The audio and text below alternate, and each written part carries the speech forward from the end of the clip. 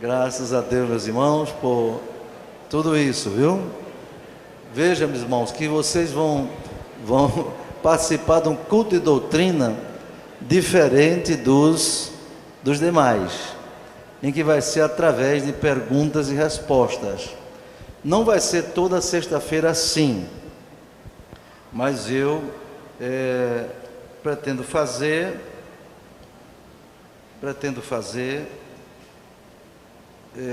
pelo menos na última sexta-feira de cada mês. Mas como disse, esse culto não é só para o tempo certo, é para toda a igreja. E se não vier pelo menos uma representação das congregações, a igreja nunca vai saber direito qual é a doutrina esposada pela direção geral da igreja. Então aqui temos uma primeira pergunta interessante, pergunta de caráter doutrinário. Na Bíblia diz que somos batizados com o Espírito Santo desde o momento que aceitamos a Cristo. Eu não conheço isso na Bíblia, querido irmão. Leio a Bíblia 42 vezes e não vi dizer na Bíblia que quando a gente aceita, já é batizado com o Espírito Santo. Quem ensina essa doutrina são os nossos irmãos presbiterianos, batistas e de outras denominações, que entendem que o batismo com o Espírito Santo com línguas estranhas e os dons espirituais foram apenas para aqueles tempos apostólicos. Porém, não é isso que a Bíblia diz. Então vamos agora à doutrina, ao ensino. Lucas capítulo 24. Abra sua Bíblia, porque você vai ver que quando eu não puder embasar na Bíblia, eu vou dizer a minha opinião. Mas aqui é doutrina. Lucas capítulo 24, versículo 49. Quando o Senhor Jesus estava dando as últimas instruções aos discípulos, antes de subir ao céu, e ele respondeu assim: e eis que sobre vós envio a promessa de meu Pai. Ficai, observe bem, ficai, porém, na cidade de Jerusalém, até que do alto sejais revestidos de poder. Observe bem, estava se despedindo dos discípulos. Pergunta a vocês, eles já eram salvos, discípulos? Hein? Respondam com convicção. Os 12 discípulos de Jesus, com exceção de Judas, que foi para o inferno, não é? Eles eram salvos ou não? Eles eram salvos. Pois bem, viveram com Jesus 3 anos ali, vendo Jesus operar milagres, maravilhas. Eles próprios oraram e mortos ressuscitaram, pessoas foram curadas, mas faltava uma coisa ainda.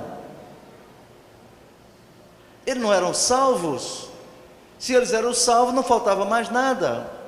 Mas Jesus disse: ficai até que do alto seja revestido de poder. Passe agora para o livro de Atos, capítulo 1.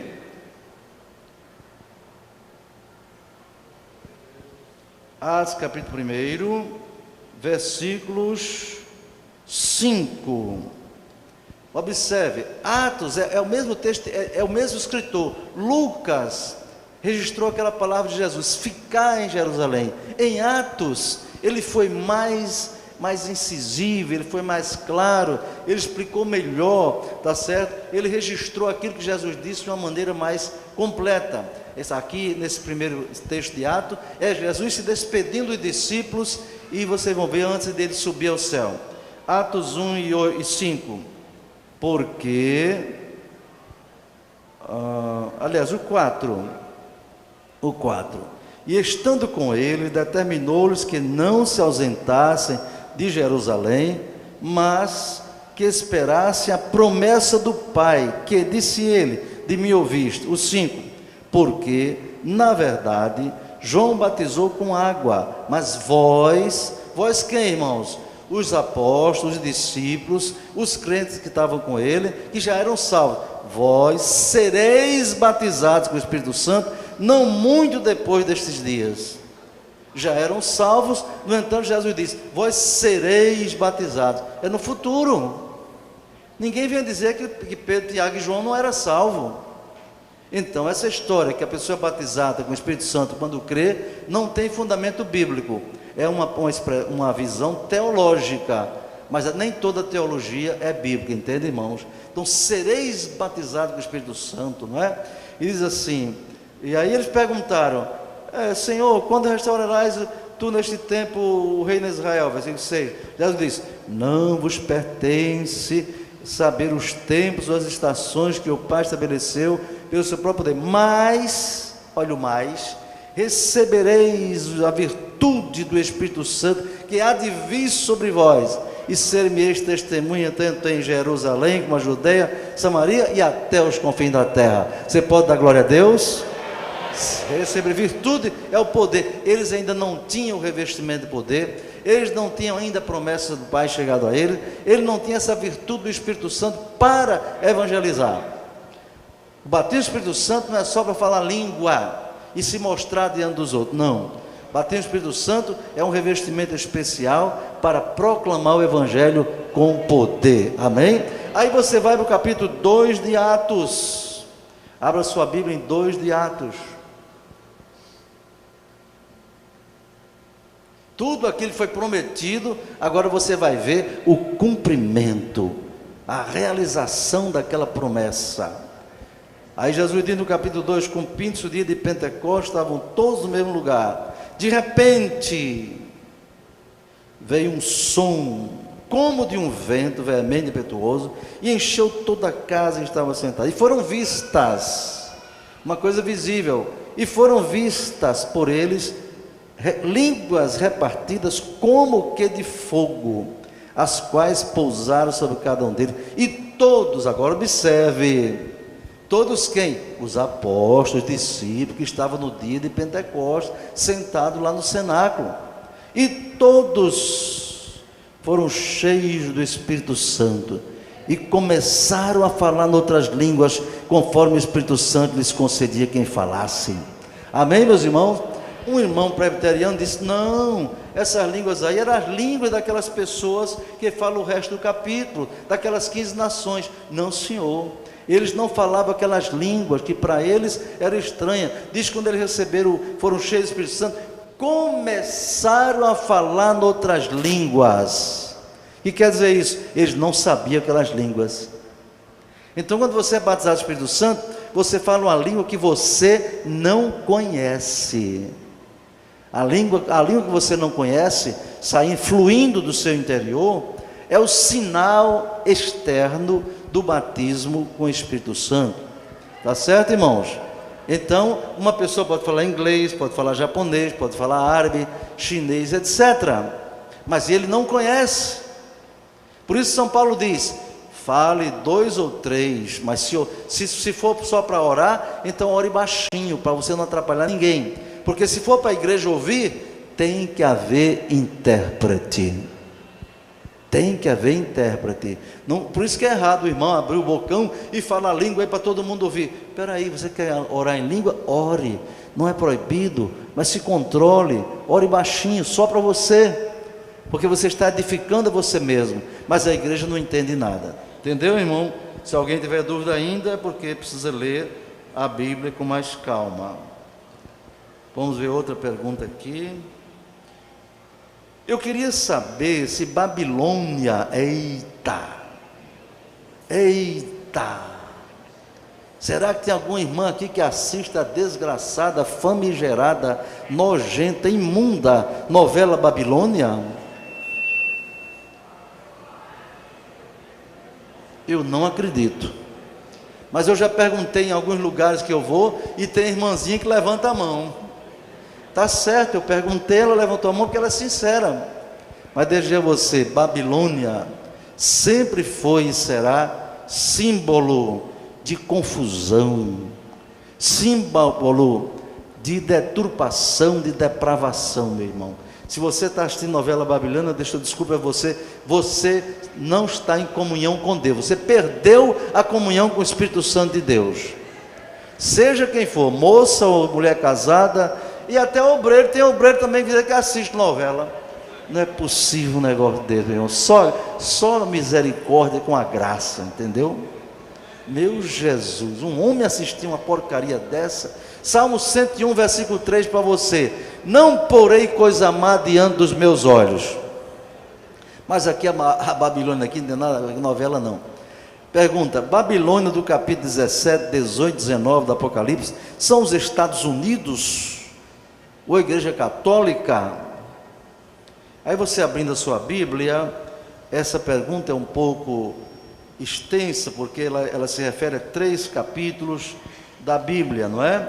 Mas eu vou tentar responder com objetividade. No capítulo 17, na visão do Apocalipse, João viu a grande Babilônia, não é? E veio um dos 7 anjos, que tinham 7 taças: vem mostrar-te-ei a condenação da grande Babilônia, que se assenta sobre muitas águas. Águas na Bíblia, na tipologia bíblica, significam muitos povos, nações. É comparado a uma figura. A Bíblia tem linguagem literal e tem linguagem figurada, simbólica. O Apocalipse, então, é cheio de linguagem simbólica. E se você não tiver um estudozinho mais aprofundado, com a ajuda da hermenêutica, da interpretação da Bíblia, você não vai entender essas coisas, entende? Vai ficar confuso e perder o sono às vezes. Então, aqui está dizendo que a condenação da grande prostituta. Prostituta aqui, irmãos, é símbolo de mistura, porque a prostituta é uma mulher que não tem um homem só para ter relações com ela. Ela tem relações com qualquer um que pague. Prostituta é mulher que vende o seu corpo. É uma pessoa que vive em função de dinheiro. Não é nem tanto do prazer, porque muitas delas não têm prazer em coisa nenhuma. O prazer dela é receber dinheiro. Babilônia é sinal de confusão. Prostituta é sinal de mistura, de falta de pureza. Entende? Aí o Apocalipse vai discorrendo e ele vai mostrando. E no versículo diz assim: e versículo 5: na sua testa da prostituta estava dizendo mistério. Ele vê uma mulher vestida de púrpura, escarlata, adornada com ouro, etc., não é? E diz que está cheio de abominações, de imundícia de sua prostituição. E na sua testa estava escrito: mistério, a grande Babilônia, a mãe das prostituições e abominações da terra. E vi a mulher que estava embriagada do sangue dos santos e do sangue das testemunhas de Jesus, e vendo, maravilhei-me com grande admiração, não é verdade? Aí ele explica o que é a mulher, essa prostituta. Aí você vai vendo que é como se fosse aí a explicação é muito longa, não é? E explica que as 7 cabeças são 7 montes, a mulher está sentada, 7 reis, 5 já caíram, etc. É muito demorado responder tudo isso, mas deixa eu responder. Babilônia aqui não são os Estados Unidos, nem também a Igreja Católica. Babilônia vai ser a grande religião.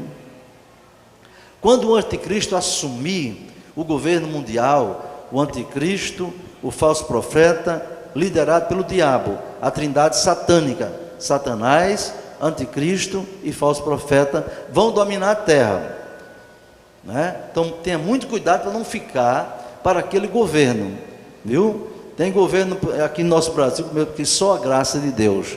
Agora você não queira nem saber o que é que vai ser o governo do anticristo. Então ele vai querer que todo mundo seja um só, unido em torno dele, em torno de Satanás.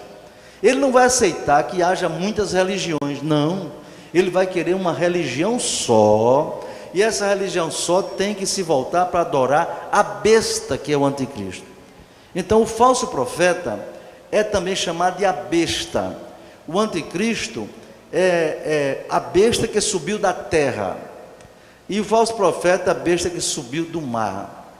Então esse falso profeta vai ser o líder religioso, viu? No mundo vai ter um líder religioso que vai fazer com que todas as pessoas adorem a besta, a primeira besta que saiu da terra, que é o anticristo, o governante mundial. Eles vão ter o poder de Satanás, vão fazer milagres, vão fazer cair fogo do céu, vão começar com a falsa paz no mundo. O mundo todo vai querer se curvar diante dele, porque o poder dele vai ser muito grande. Daniel disse que ele vai falar prodigiosamente. Vai ser um homem, não vai ser um anjo não, vai ser um homem, entendeu? Com grande poder de eloquência para convencer todas as pessoas, os que ficarem aqui na terra, entendeu? Então ele vai fazer uma religião só. Como vai ser essa religião? Uma mistura de todas as religiões que existem hoje. Ele vai procurar aproveitar alguma coisa do cristianismo, do hinduísmo, do budismo, do shintoísmo, da feitiçaria, da macumba, de tudo, para ter uma religião única. Ele não vai tolerar que alguém adore a qualquer outro ser, a não ser a besta. Ele vai fazer uma imagem da besta, que alguém disse que a televisão não é. Ele vai fazer uma imagem da besta, e o falso profeta vai levar o povo para adorar ao anticristo, e vai fazer que a imagem da besta fale. Vai ser uma coisa terrível. Então as pessoas vão acreditar no anticristo. Primeiro, quando ele chegar, a terra estará num caos terrível, meu irmão, um caos tremendo. Você basta ler o capítulo 6 do Apocalipse. Aliás, a grande tribulação a primeira parte vai dos 6 ao 9, a segunda parte da grande tribulação do 10 ao 18 do Apocalipse. A segunda parte vai ser a pior de todas. A primeira vai começar com a falsa paz, depois vem uma guerra mundial, depois vem a morte mundial, depois vem a fome terrível, entendeu? E por aí vai cair estrelas do céu, na verdade meteoros vão cair, vai haver um terremoto tão grande, meus irmãos, que João disse como nunca houve na face da terra. O povo vai ficar apavorado. Aí o anticristo vai e faz uma paz na terra, o anticristo faz uma aliança com Israel, o povo vai gostar dele, mas depois quando vier o juízo de Deus para acabar com essa coisa toda, o juízo de Deus sobre o trono da besta, vai ser tão terrível que se você não tiver o número 666 na sua mão direita ou na testa, você não vai poder sobreviver. Primeiro, porque quem não tiver o número da besta vai ser morto. Quem for surpreendido na rua, ou numa escola, ou no supermercado, ou em algum lugar, sem ter o número da besta, vai ser fuzilado, vai ser morto ou degolado. Depois, quem não tiver o número da besta, nem vai poder comprar, nem vender. Eu só tenho pena dos crentes que vão ficar. Dá mais pena dos crentes que vão ficar. Os filhos de crentes que estão brincando de ser crentes, irmãos que estão brincando de ser crentes, entendeu, meus irmãos? Que não tem seriedade na sua vida, não tem compromisso com Deus, não tem santidade, estão fazendo sexo antes do casamento, estão até gostando do homossexualismo, estão achando que não tem nada demais. Essa gente vai ficar. Mas quando eles ficarem, vai acontecer o seguinte, irmãos, o anticristo vai ter o controle total de todas as pessoas. Já ouviu falar no biochip? Né? Cadê Larissa? Está aí? Larissa hoje falou que tem um chip, a menininha, né? Disse que a pequenininha, quem tiver o chip vai para o inferno. Ela me disse hoje. Ela já aprendeu isso. Quem tiver o chip vai para o inferno. Pois bem, vai ter um chip na mão direita, certamente. Então quem tiver aquilo quem não tiver aquilo não vai comprar nem vender, vai ser tudo controlado. Então Babilônia é uma religião mundial, tá certo? Ecumênica, uma mistura muito grande. Por isso que era chamada de prostituta, tá certo? Das abominações da terra. Uma coisa é certa, eu aconselho a você não querer ficar para aquele tempo. Só existe duas igrejas, que vai subir e a que vai ficar. Eu prefiro fazer parte da que vai subir, amém? Outra pergunta, bem interessante, essa dúvida na cabeça de muita gente, né? Você pode prestar atenção, menina, porque você vai responder essa pergunta. Lá no céu, iremos conhecer uns aos outros e lembraremos do que vivemos aqui na terra. Eu digo que nós vamos conhecer uns aos outros, sim. Agora vamos ver a base bíblica. Abra sua Bíblia, Mateus capítulo 8, versículo 11. Olha, irmão, não deixa eu perder tempo aqui não, você anote isso, viu? Pega uma caneta e anota aí na sua Bíblia, você não ir perguntar de novo no outro mês.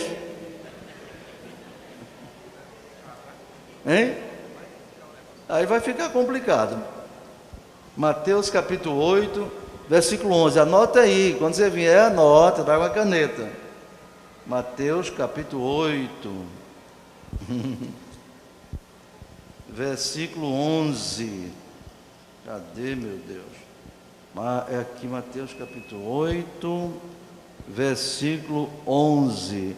Diz assim, ó. Olha, vamos ler, vocês vão ler comigo, porque vocês vão gravando mais, viu? Escreva, grave, anote. Quando eu disser 2, você começa a ler. 1, 2. Mas eu vos digo que muitos virão do Oriente e do Ocidente e assentar-se-ão à mesa com Abraão, Isaque e Jacó no reino dos céus. Ora, se a gente vai sentar com Abraão, Isaque e Jacó, eu vou conhecer Abraão, Isaque e Jacó, não vou? Claro, vamos sentar. Como é que eu sei? Eu estou sentado lá, aí Jesus é quem vai servir as mesas, diz um outro texto, naturalmente vai nos apresentar Abraão, Isaque, Jacó, Pedro, João, etc. Quer dizer que eu vou conhecer o povo do Antigo Testamento e não vou conhecer o povo do Novo Testamento? Claro que sim.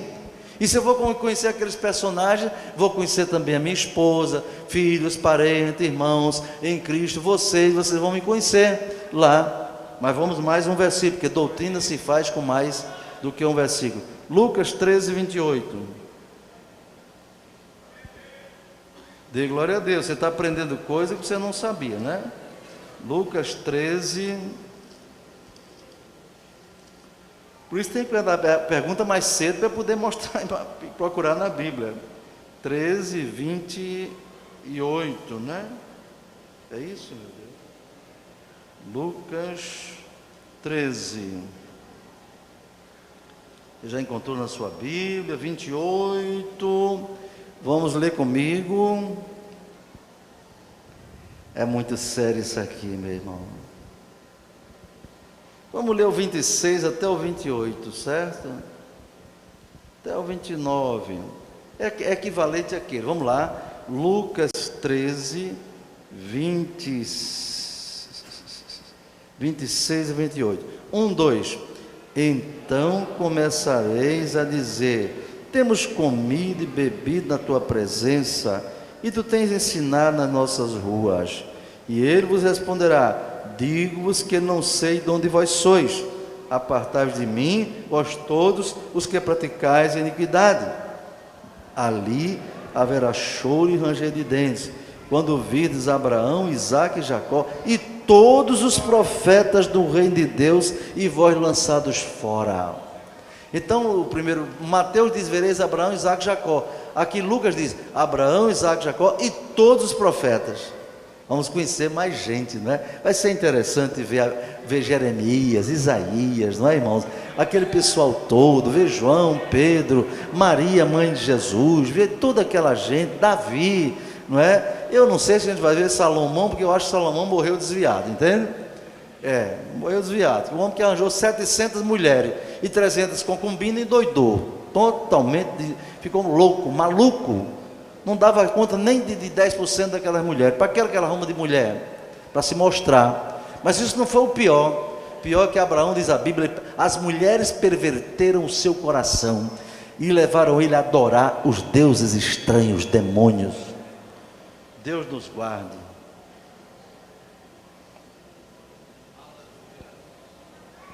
Por quê? Aqui é interessante, meu irmão. Essa é boa mesmo, viu? Prepare o seu bolso aí, meu irmão. Prepare o seu bolso aí, crente. No Novo Testamento não se fala do dízimo. Irmão crente e mão de vaca. Não é o caso desse irmão aqui não, que está perguntando para saber. Mão de vaca, sabe como é a mão de vaca? É assim, é fechada, né? Não tem nada. Crente mão de vaca gosta de ver se tem uma doutrina para ele não entregar o dízimo.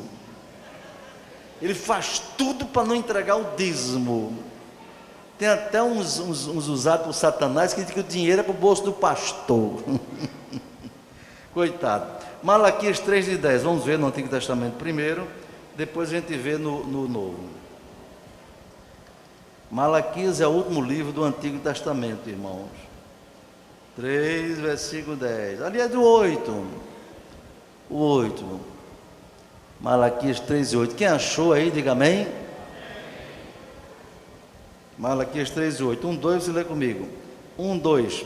Roubará o homem a Deus? Todavia vós me roubais e dizeis: em que te roubamos? Nos dízimos e nas ofertas alçadas. Com maldição sois amaldiçoados, porque me roubais a mim, vós, toda a nação. Trazei, ele é o mais alto comigo, você não está ouvindo não, o 10. Trazei todos os dízimos à casa do tesouro, para que haja mantimento na minha casa, e depois fazei prova de mim, diz o Senhor dos Exércitos, se eu vos não abrir as janelas do céu, e não derramar sobre vós uma bênção tal, que dela vos advenha maior abastança. 11. E por causa de vós repreenderei o devorador, para que não vos consuma o fruto da terra, e a vida do campo não seja estéril, diz o Senhor dos Exércitos. Dá glória a Deus por isso, meus irmãos. Bênçãos decorrentes da contribuição com dízimo para a manutenção da casa do Senhor. É isso, meus irmãos. Mas o irmão está querendo saber se o Novo Testamento. Vamos para Mateus 23, 23. Quem não quiser a bênção do dízimo, fique para lá. Eu quero. O crente inteligente quer as bênçãos do dízimo. Nunca deixei de entregar o meu dízimo. De tudo que eu recebo como renda, eu entrego o dízimo. Se não é renda, eu não estou obrigado a entregar o dízimo, tá certo? Mas se é renda, eu tenho que entregar. Mateus 23, 23. É um versículo interessante que você tem que interpretar direitinho, senão você pode ficar confundido. Mateus 23, 23. Jesus estava falando para um pessoal, meu irmão, complicadíssimo, os fariseus. Os fariseus se julgavam mais crentes do que todo mundo. Os fariseus eram quem conhecia melhor a lei, eram eles. E eles achavam que pagar dízimo era uma coisa interessante. Eles pagavam o dízimo. O fariseu, observe, pagava o dízimo das mínimas coisas. Até dos centavos eles pagavam o dízimo. Observe qual era a atitude deles. Jesus diz: ai de vós. Essa expressão ai na Bíblia quer dizer uma expressão de reprovação, de condenação. Ai de vós, escribas e fariseus hipócritas, pois que dais, aqui diz dizimais, mas eu vou dizer em outra linguagem, dais o dízimo da hortelã, do endro e do cominho. Ou seja, eles davam o dízimo de tudo, os fariseus. Mas aí Jesus diz: e desprezais o mais importante da lei, o juízo, a misericórdia e a fé. Deus não se deixa comprar por dízimo de ninguém. Se alguém pensa que Deus vai passar a mão por cima de você, porque você dá boas ofertas, ou dá um dízimo gordo, fique sabendo que você está totalmente equivocado. Deus não se vende por causa de dinheiro, nem de dízimo de ninguém. Dízimo é um sinal de gratidão a Deus. Aí Jesus diz: vocês pagam o dízimo de tudo isso e desprezam a misericórdia, o melhor da lei, juízo, a misericórdia e a fé. Se você entrega o dízimo e não tem juízo, nem misericórdia, nem fé, seu dízimo não vale nada. E Jesus completa, aí onde vem: deveis fazer estas coisas. Quais são estas coisas? Estas coisas, pela gramática, é aquilo que está mais próximo desta oração. Deveis fazer esta coisa. Quais são estas coisas que estão mais próximo dessa palavra esta? O juízo, a misericórdia e a fé. Aí ele diz: e não omitir aquelas. Quais são aquelas? Do princípio da frase: pagar o dízimo, do endro, do cominho, de tudo. Ou seja, vocês procurem fazer estas coisas, a misericórdia, o juízo, a fé, e não deixe de fazer aquela. Ou seja, não deixe de pagar o dízimo como você vem pagando. Pode dizer amém, meu irmão? Agora, se você é um crente amante do dinheiro, você está numa situação muito perigosa. Paulo diz em 1 Timóteo 6:10, aqueles Os que têm amor, o amor ao dinheiro é a raiz de toda espécie de males. E muitos, por causa disso, têm naufragado na sua fé. Deus não quer que você dê 20%, 30%, como alguém pega, vê na televisão aí, dê 30%, está errado.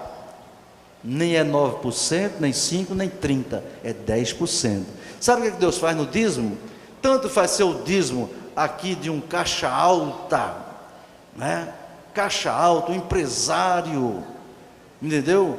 É um intelectual, como aquela irmãzinha que lava roupa, às vezes se ganha menos do que um salário mínimo. Aí Deus passou uma régua e disse: no dízimo é todo mundo igual, é 10%, é 10%, é 10%, é 10%, é 10%, é 10%. Ah, não, mas porque eu sou alto funcionário de uma empresa estatal, da Petrobras, do Petrolão, não é? Eu sou um alto funcionário, então eu ganho muito, meu dízimo é R$2.000. Eu sou maior daquela irmãzinha que paga R$78 de salário mínimo. É não, Deus disse: você está enganado, você é um tolo. Não, o seu dízimo não é maior, porque é 10%, ela dá 10%, é até mais difícil para ela pagar 10% do que você. O sacrifício de quem paga o dízimo de salário mínimo é maior do que quem ganha 30 salários, não é, meu irmão? É difícil. Então, é isso que vocês entenderam. Mas Hebreus 7, 4-9, isso aí eu acho que é suficiente. Você chega em casa e lê Hebreus 7, 4-9, onde mostra que os filhos de Levi pagavam o dízimo, e agora nós aqui pagamos os dízimos àquele que vive. Pronto. Pergunta veio de alguém. Eita, irmão, essa aqui veio de longe. Ah, pensou? Nunca esperei um negócio desse. Esta pergunta veio de alguém que está nos Estados Unidos. Como é o nome dessa pessoa, irmão? Eu quero dar uma alô para essa. Priscila? Atenção, irmã Priscila, você que está nos Estados Unidos, agora eu vou responder a sua pergunta. Ela deve estar satisfeita, não é? Ela está na internet assistindo a esse culto lá nos Estados Unidos. A pergunta da irmã Priscila é a seguinte. Essa é uma pergunta interessante. Por que os cristãos sofrem tanto e os ímpios não sofrem como nós? Oh, pergunta difícil, né, irmão? Essa pergunta, irmã Priscila, não é brincadeira não, mas eu vou tentar responder. Vamos lá para o Salmo 73. Olha, e essa pergunta na cabeça de várias pessoas aqui. Muitos lugares estão perguntando: como é que pode, meu Deus? Tem gente até que diz assim: quando eu não era crente eu não sofria tanto, agora inventei de ser crente e é só problema, é só problema. Até dentro da igreja tem gente ruim me perseguindo. Meu Deus, tem gente ruim na igreja? Tem, meu irmão. Tem o trigo e tem o joio. Tem as virgens prudentes, tem as virgens loucas no meio da gente. Tem crente perdido no meio da igreja. É triste dizer isso, um pastor, mas é verdade. Salmo 73, abra sua Bíblia. O pobrezinho do Davi teve uma hora que ele ficou apavorado. Ele quase que se desviava por causa dessa pergunta, Priscila. Davi quase que se desviava por causa dessa sua pergunta. Salmo 73. Versículo 1: verdadeiramente bom é Deus para com Israel, para com os limpos de coração. Quanto a mim, agora é só o que foi que Davi passou. Aliás, Asaf. Quanto a mim, os meus pés quase que se desviaram. Quase que o homem de Deus se desvia. Pouco faltou para que escorregasse os meus pés, meus passos. Pois eu tinha inveja dos soberbos, meu Deus, ao ver a prosperidade dos ímpios.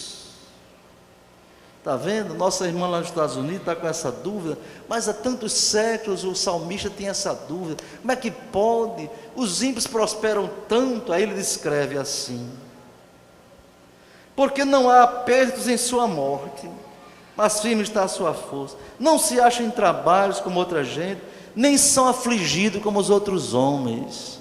Aí Deus está olhando lá de cima. Pelo que os soberbos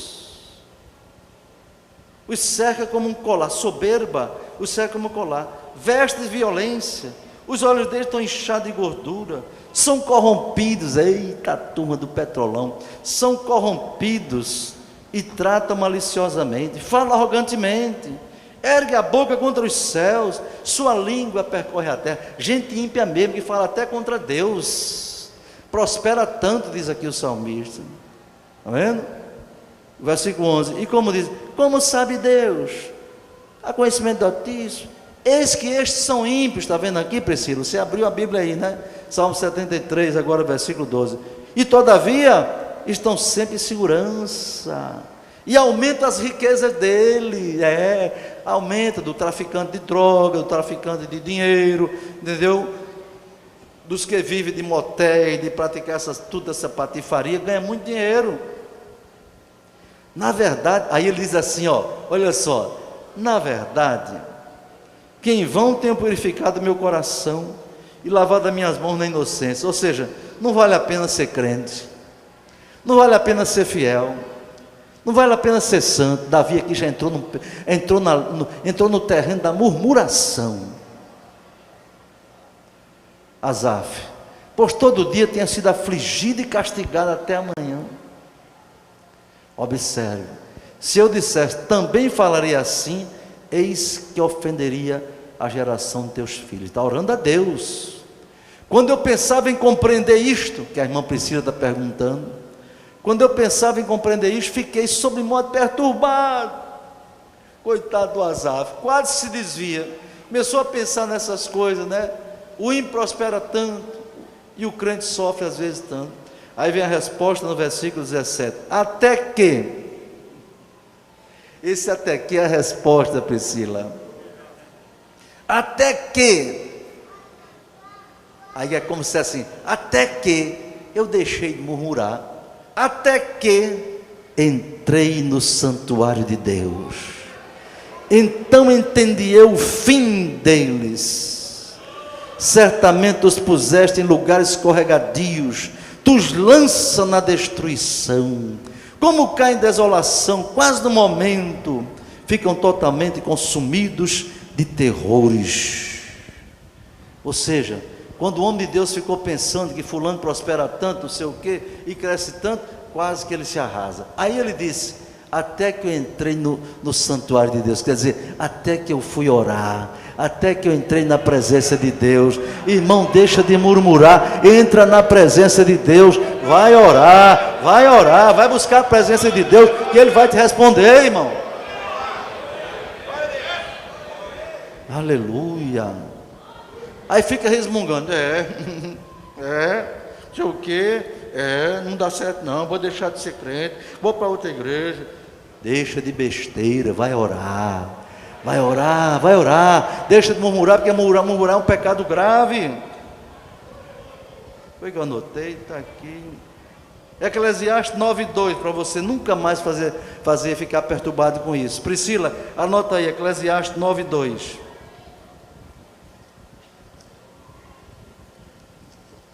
Eclesiastes capítulo 9, versículo 2. Está vendo que eu tenho que responder com calma? Porque tem que explicar, tem que abrir a Bíblia, é culto de doutrina. Eclesiastes 9:2. Oh meu Deus, se o povo lesse a Bíblia é tão bom.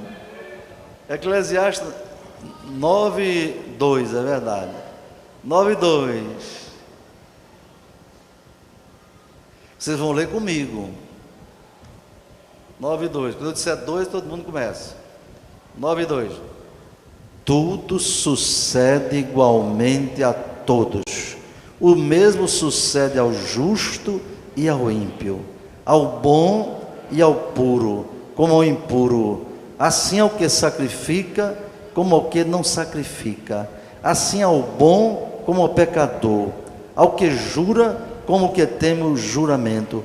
Este é um mal que há entre tudo quanto se faz debaixo do sol, que a todos sucede ao mesmo, que também o coração dos filhos dos homens está cheio de maldade, que há desvarios no seu coração, na sua vida, e que depois se vão aos mortos. Sabe o que quer dizer isso aqui?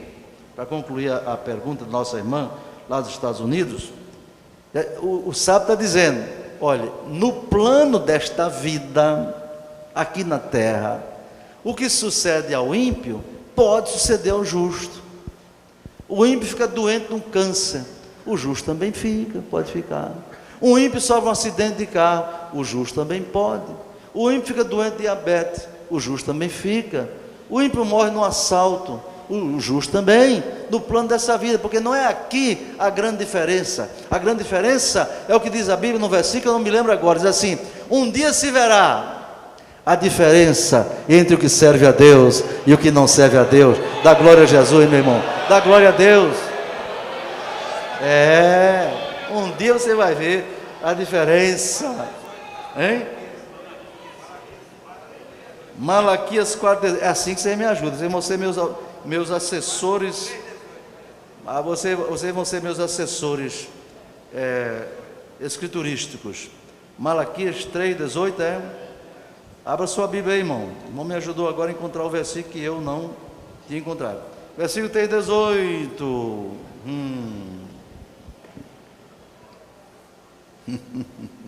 Vamos ler o 16. Vamos ler o 16. A pergunta de Priscila foi mesmo para valer. 16. Leu comigo. 1, 2.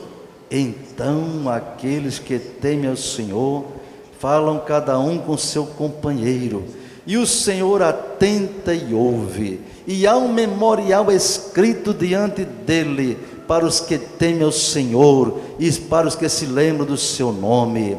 E eles serão meus, diz o Senhor dos Exércitos, naquele dia que farei, serão para mim particular tesouro, poupa-los-ei como um homem poupa seu filho que serve. O 18, leiam bem alto comigo, então vereis outra vez a diferença entre o justo e o ímpio, entre o que serve a Deus e o que não serve a Deus. Dá glória a Deus, irmão, dá glória a Deus, que coisa linda, não é? Acontece muita coisa com a gente aqui, mas tudo está sendo anotado no memorial lá em cima.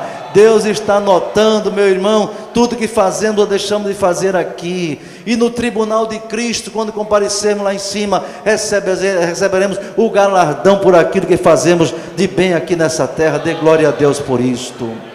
Então se verá a diferença entre o que serve a Deus e o que não serve a Deus. Bem, chegou a hora de terminar o culto. Eu pergunto, vocês suportam mais 5 minutos ou 10? Amém? Quem aprova, fique como está. Quem não aprova, levante a mão. Ninguém levantou.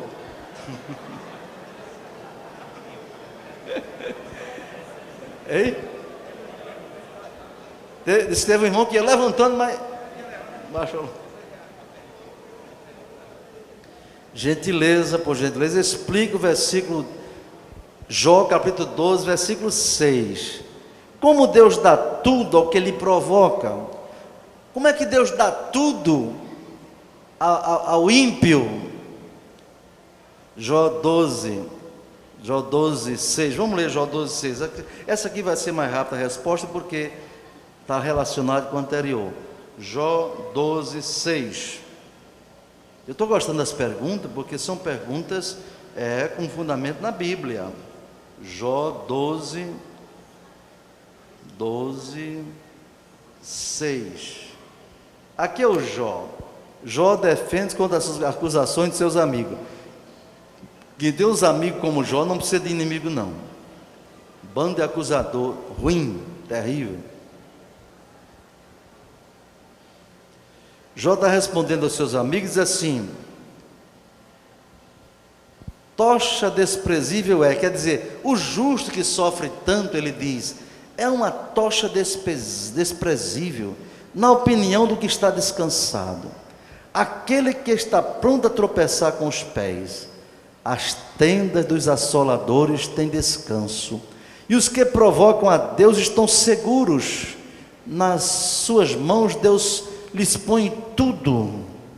É a mesma coisa, querido irmão, daquilo que foi perguntado pela irmã Priscila. Como é que Deus então, só que Jó diz, Deus põe tudo.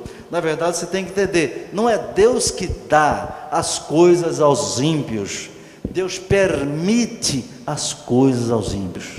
Aos seus servos Ele dá, até o sono Deus dá. Salmo 127, Deus dá aos seus amados o sono, porém os ímpios Deus permite, e nós vimos por quê? Porque o que sucede é o ímpio, sucede é o justo. Mas não esqueça de Malaquias 3,18, um dia se verá a diferença entre o justo e o injusto, o que serve a Deus e o que não serve a Deus.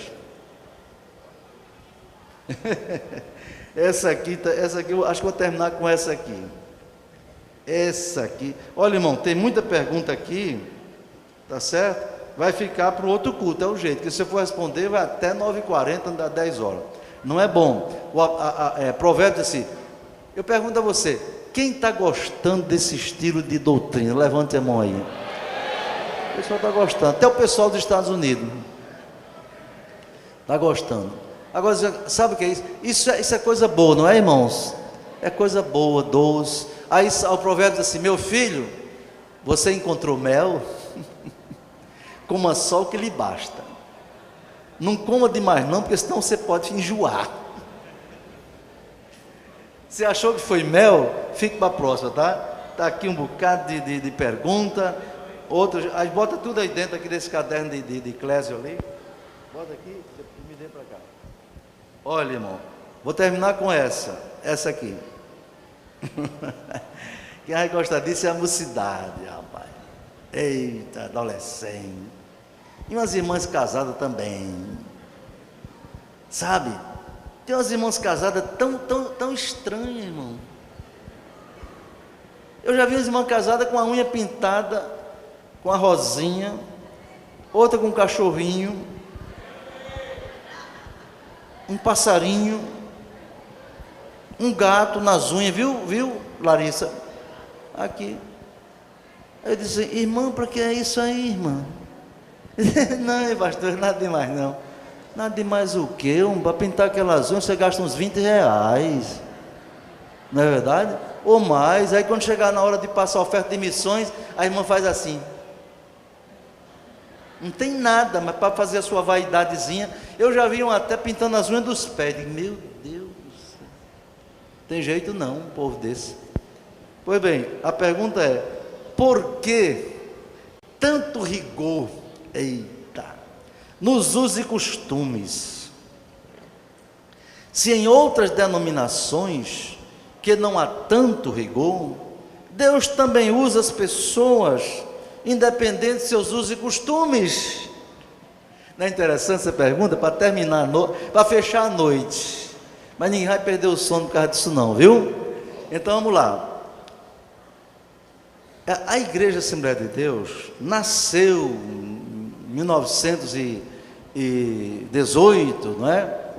Uma origem em fundadores que vieram da Europa, e era de uma igreja muito conservadora mesmo. Eles trouxeram para cá aquela visão de um conservadorismo extremado para a igreja pentecostal no Brasil, que foi a primeira Assembleia de Deus. E dentro daquele rigor tremendo, então os usos e costumes tinham um caráter absoluto. Os usos e costumes eram vistos como doutrina. E quem desobedecesse aos usos e costumes era excluído da comunhão da igreja. E eu ainda encontrei esta época em que, por exemplo, eu dirigia a mocidade. Só para vocês verem como não está tão rigoroso como há alguns anos não. Eu era dirigente da mocidade. Aí uma moça com o cabelo comprido, o cabelo dela era abaixo da cintura, viu gente? Era da mocidade que eu dirigia.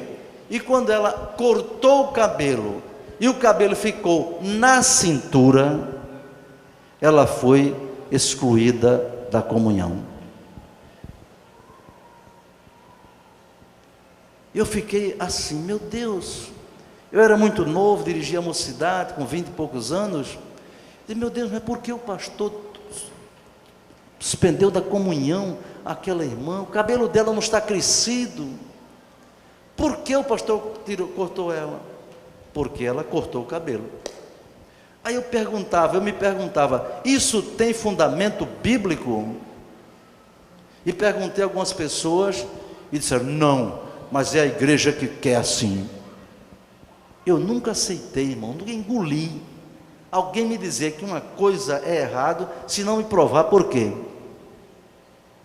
Nunca aceitei alguém dizer que estava errado, se não me mostrar por quê.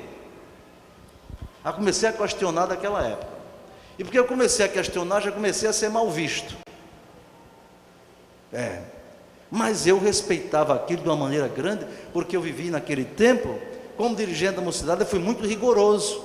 E para evitar jovens ser disciplinados da igreja por causa daquilo, eu procurava ser rigoroso com eles. Eu não queria ver ninguém disciplinado por causa disso. Uma moça usou um diadema, um diadema. Sabe o que é um diadema, né? Aquele negócio assim. Vê se tem alguém aqui com diadema. Parece que está fora de moda, sei lá.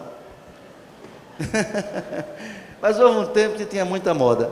Então teve alguém que foi disciplinado por causa de um diadema, suspenso da comunhão, a comunhão do sangue de Cristo, da comunhão com o Pai, da comunhão com o Filho, da comunhão com o Espírito Santo, por causa de um diadema na cabeça. Eu não entendi aquilo. Me lembro que eu estava no Ceará, muito novo, 18 anos, 19, o sargento do exército novinho lá, e o pastor da igreja disse que quem usasse sandália japonesa ia ser suspenso da comunhão. E eu tinha uma sandália japonesa, e pronto, se o irmão descobrir que eu tenho sandália japonesa, que eu comprei, vou ser disciplinado. Mas eu não entendi por quê. Entende, irmão? Vocês estão vendo que não está tão rigoroso assim. Pastor João Batista, de saudosa memória, foi com o pastor Raimundo Santana, também de saudosa memória, ao Rio de Janeiro. E chegando lá numa igreja que ia ter a convenção lá, pastor João Batista estendeu a mão para o pastor da igreja, o pastor apertou a mão dele com firmeza. Quando o pastor Santana, seu avô, estendeu a mão, o pastor encolheu e não apertou a mão do pastor Santana. Por quê? O pastor Santana não entendeu. E perguntou ao pastor João Batista, pastor, por que ele não apertou minha mão? O pastor João Batista respondeu, porque você está sem chapéu. É? Houve um tempo que homem sério usava chapéu. Quem não usava chapéu não era usar muito sério. Até nas igrejas contou essas coisas, irmão. Deixa eu lhe contar outra de usos e costumes. Para você entender, eu estou fazendo essa argumentação anterior, para você entender o meu posicionamento, como eu vejo na Bíblia. Vou responder, eu não deixo responder pergunta nenhuma. Se eu não souber, digo que vou deixar para depois. Eu era menino na Avenida 10, no Alecrim, e na hora de assistir a Hora do Brasil, meu pai ia para casa do vizinho, que botava um rádio desse tamanho. Alguém alcançou o raidão desse tamanho? Em cima da janela, a válvula. E papai ficava assistindo a Voz do Brasil, e eu jogando biloca, correndo na rua, na areia com o menino, para lá e para cá, brincando de pega, de tica, não sei o quê. O rádio. Pois bem, você sabe que na Assembleia de Deus no Brasil teve pessoas que foram disciplinadas, mas foram disciplinadas mesmo. Não foi só suspensa da comunhão, excluída da igreja porque possuía um rádio. Quem já ouviu falar nisso? Poucas pessoas. O senhor também. Excluído da igreja por causa de um aparelho de rádio. Aí eu pergunto a você, que já leu a Bíblia, onde é que tem base bíblica para excluir um servo, uma serva de Deus, da comunhão da igreja do Senhor Jesus Cristo, por causa de rádio? Não tem. E depois o rádio foi ficando comum e ninguém mais foi cortado da igreja por causa de rádio. Espere, e não era pecado quando apareceu, porque não é pecado agora. Alguma coisa está errada aí. Porque o que é pecado, era pecado na época de Jesus, é pecado na época do Império, é pecado no início do século passado, é pecado agora e vai ser daqui para frente. Agora, pecado tem que basear na Bíblia. Meus irmãos, e quando apareceu televisão, aí o bicho pegou mesmo. Aí que teve gente que foi excluída da igreja por causa da televisão, meu irmão. Os irmãos aqui que são aqui do Nordeste, alguns aqui sabem que, não sei como é lá ainda, mas houve um tempo que ninguém podia ter, era excluído mesmo. O pastor dizia que a televisão, a antena era o chifre do diabo. Pronto. Só para você ter uma ideia, gente foi excluída da igreja por causa de rádio, por causa da televisão. Uso e costume. Mas tudo isso passou. E ficou agora a questão dos usos e costumes em relação principalmente às mulheres. Eu acho que o objeto dessa pergunta visa mais esse aspecto. As mulheres são as principais visadas pelas igrejas mais conservadoras na questão dos usos e costumes. Então, a mulher, pela sua própria diferença do homem, ela tende a ser mais vaidosa do que o homem. Isso faz parte da natureza da psicologia feminina. Você leu o Antigo Testamento, irmão? A mulher usava brinco, usava joia, até no nariz, nas pernas, no pescoço, entendeu? Todo jeito. E Deus nunca reprovou no Antigo Testamento a questão do uso de joias. Pelo contrário, é Isaías, quando Deus fala da própria igreja dele, ele diz: pode uma noiva se esquecer dos seus adornos, dos seus enfeitos? Está escrito lá. Ou seja, está usando até os adornos, as joias, como símbolo da glória do seu povo no Antigo Testamento. Entendeu, meus irmãos? Mas vamos pensar, aqui é mais o Novo Testamento. No Antigo Testamento não adianta falar de uso e costume, porque tinha demais, tinha tanto que já exagerava. Mas no Novo Testamento tem alguma coisa, meu irmão? Por que tanto rigor? Vou explicar. Primeiro, hoje não tem tanto rigor não, você não viveu no tempo que eu era jovem. Hoje não tem tanto rigor. Primeiro, para evitar os exageros e os escândalos. Você sabe dessa área de vaidade, se a igreja liberar, por exemplo, as pessoas, liberar mesmo, tirar do estatuto da igreja, o estatuto da igreja diz assim, o regimento interno da igreja, que eu fui presidente da comissão, o estatuto diz assim: os membros da Assembleia de Deus no Rio Grande do Norte devem respeitar os usos e costumes defendidos pela igreja, conforme, aí vem uns versículos bíblicos, aí vem um parágrafo único em seguida, que diz: aqueles membros que não quiserem respeitar o disposto neste artigo, não poderão assumir qualquer cargo ou função na igreja, ou permanecer neles. Entenderam? Isso é estatuto da igreja. Então, se uma pessoa da igreja quer tocar na orquestra e quer usar brincos, pintura e gargantilha, ela não pode ficar na orquestra. Canta no conjunto, pelo estatuto ela não deve ficar no conjunto. Isso é o que diz as normas da nossa igreja. Mas eu pergunto, essas normas são doutrina? Minha resposta: não. Não são doutrina, são normas que visam assegurar a simplicidade na mulher e no homem. Essas normas visam manter, por exemplo, na questão dos trajes, 3 requisitos importantes. Abra sua Bíblia, 1 Timóteo 2:9. Abra sua Bíblia para terminar aqui essa parte. 1 Timóteo 2:9. 1 Timóteo 2:9. Eu quero que você leia comigo esse versículo, mas não leia devagarinho para dentro não, leia para fora, para o pessoal que está na internet escutar. 1 Timóteo 2:9, quem achou, diga amém. 2. Que do mesmo modo as mulheres se ataviem em traje honesto, com pudor e modéstia, não com tranças, ou com ouro, ou pérolas, ou vestidos preciosos. Então isso aí é uma palavra de doutrina. Agora você vai para 1 Coríntios capítulo 11, vamos dizer a questão dos cabelos. 1 Coríntios capítulo 11. Você já viu Timóteo? Agora Coríntios capítulo 11. Isso aqui não é invenção de pastor, nem é estatuto, irmão. Isso aqui é Bíblia. O versículo 4, 11, 4. 1, 2. Todo homem que ora ou profetiza, tendo a cabeça coberta, desonra a sua própria cabeça. Mas toda mulher que ora ou profetiza com a cabeça descoberta, desonra a sua própria cabeça, porque é como se estivesse rapada. Portanto, se a mulher não se cobre com o véu, tosquice também. Mas se para a mulher é coisa indecente tosquiar-se ou rapar-se, que põe o véu.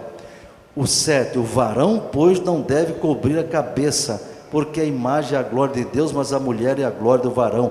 Isso é o que diz a Bíblia. O versículo 10. Portanto, cadê? Eu não estou ouvindo vocês lerem, não. Portanto, a mulher deve ter sobre a cabeça sinal de poderio por causa dos anjos. O 11, aí você vai ver a igualdade dos sexos aqui. Todavia, nem o varão é sem a mulher, nem a mulher sem o varão no Senhor. Porque como a mulher provém do varão, assim também o varão provém da mulher. Mas tudo vem de Deus. Está bem? O 15. Aliás, vamos ler o 14. Ou, cadê vocês? Ou não vos ensina a mesma natureza, que é desonra para o varão ter o cabelo crescido? Mas ter a mulher cabelo crescido lhe é honroso, porque o cabelo lhe é dado em lugar de véu.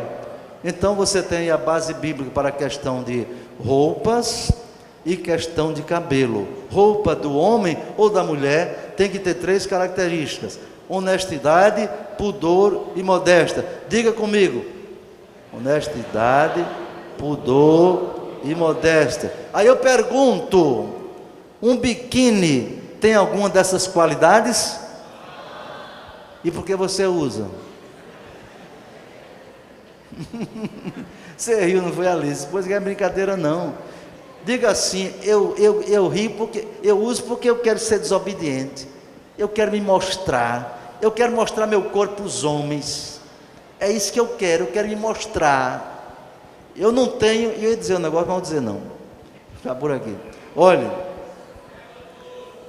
não tem vestido transparente, a mulher com decote exagerado, saia curta, mini saia,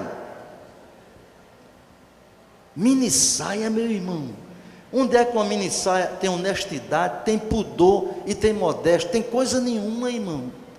Essas mamães que tem por aí, que anda comprando essas roupinhas para suas filhas, Deus vai cobrar de você. Está tudo anotado, porque sua filha adolescente não ganha dinheiro, e você, para achar ela, para fazer dela uma dondoca exibida, aí você compra roupinha curta para ela, para se mostrar. Ou seja, a irmã Régia ali, a psicóloga, sabe que tem um negócio na psicologia que se chama projeção, não é isso, irmão? É quando eu quero ver no outro aquilo que eu gostaria de ver em mim.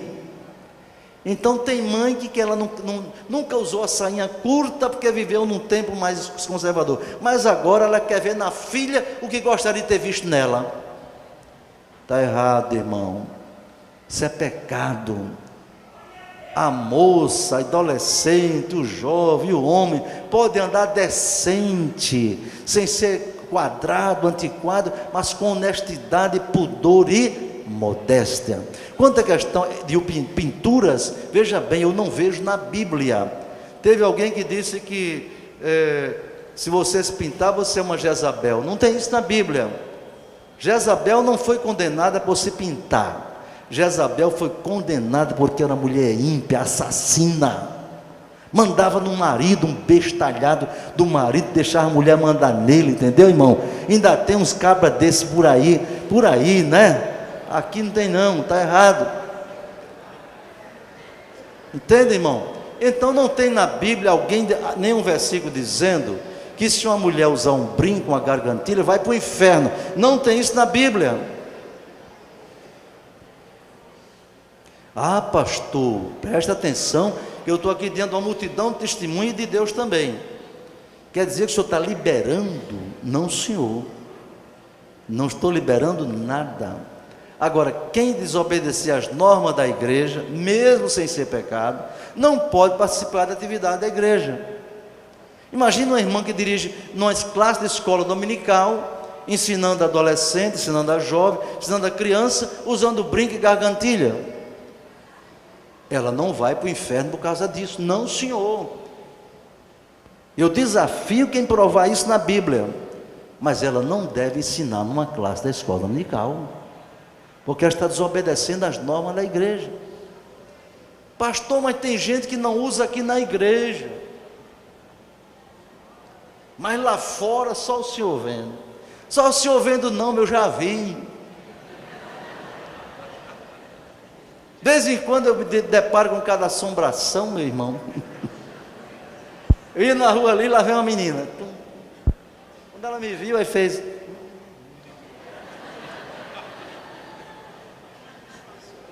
digo, olha a hipócrita, meu Deus. Ela desvia de mim para eu não encarar ela desobedecendo. E diante de Deus, como é que fica? Outro dia eu estava num banco, o caixa me atendendo assim, aí tinha outro caixa. Quando eu olhei aqui para a direita, menino, você não queira saber o que eu vi. Parecia um manequim cheio de penduricalho. Aí eu disse, minha filha, ai, vai lá, Pai Senhor, você está em qual igreja? No templo sede. Eu digo, eita, menina. Mas menina, eu pensei que tu era de outra igreja, minha filha. Então, meus irmãos, é preciso ter cuidado com essas coisas, ter sabedoria. Porque se você que é obreiro, disciplinar uma moça porque usou um brinco, e não disciplinar um linguarudo, você está usando 2 pesos, 2 medidas. Você disciplinar uma moça porque usou um adereço desse, e deixar de punir um caluniador, um mentiroso, diante de Deus você é um hipócrita e injusto. Cuidado para você não ser 2 pesos, 2 medidas. Lá em cima Deus pegar você pelo pé e dizer, você foi muito santo lá em Parnamirim. Você disciplinou uma menina porque usou batom, mas você sabia que tinha um ladrão lá que roubava e você não fez nada, porque ele lhe agradava. Você sabia que tinha um caluniador, um mentiroso, e você não fazia nada. Eu tenho muito medo disso, irmão. Então eu aconselho os irmãos, primeiro, terem temor de Deus. Não é temor do pastor, não.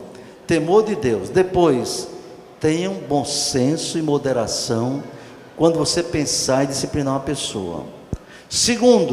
Terceiro, lembre-se que o amor é mais importante do que uma norma. Eu não estou falando que o amor é mais importante do que pecado, e é mesmo, não é? Mas o amor é mais importante do que uma norma. Por causa de amor, eu não vou passar a mão em quem está adulterando, mentindo, roubando, homossexualismo, entendeu? Não. Mas coisas que a Bíblia não diz que é pecado, você tem que ter compreensão. Porque eu dei exemplo aqui de coisas que eram pecado e que depois não era mais. É porque não era pecado, tá bom? Então, queridos, na próxima ceia, isto é, na próxima sexta, eu não vou fazer esse tipo de trabalho. É só na última sexta-feira do mês de... Agora do mês de agosto, porque essa aqui foi a primeira, foi? A última de julho, a última de agosto.